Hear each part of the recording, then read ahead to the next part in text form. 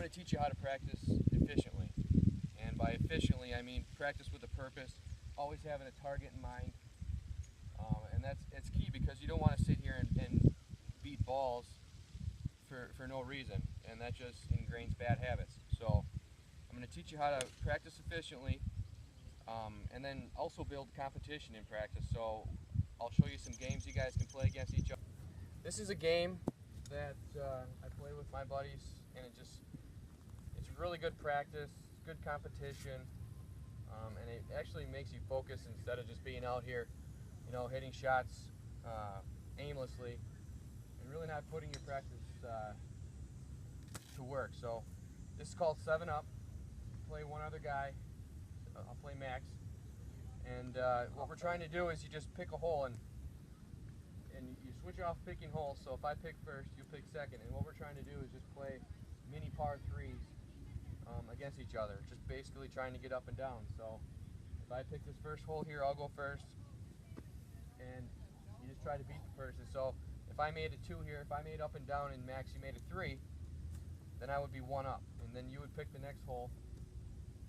And it would just keep going that way until one person gets 7 up, and then that person wins. So it's just a good way to be competitive while you practice. It keeps your focus and it sharpens your short game skills instead of just going to the range or the chipping green and just hitting shots and really having no purpose. So I think 7-Up is a good game to play, and hopefully you guys can do that a little bit this golf season.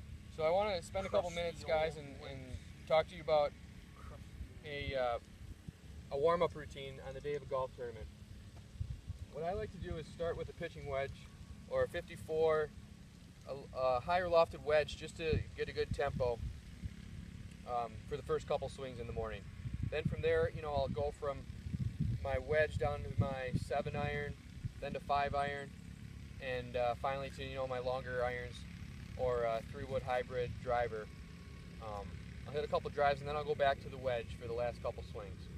Okay, and then right before I leave the range, I'll try to simulate the first hole that I'm going to play. So if it's a long par 4, maybe I'll hit a driver on an iron that I think I'm gonna hit, and that just kind of gets me ready for the first tee. I'm a guy that likes to putt first and then go to the range right before I tee off, so I have a fresh feel for my golf swing. So that's just a good way that I like to warm up for a round, and I try to do it the same every time I play.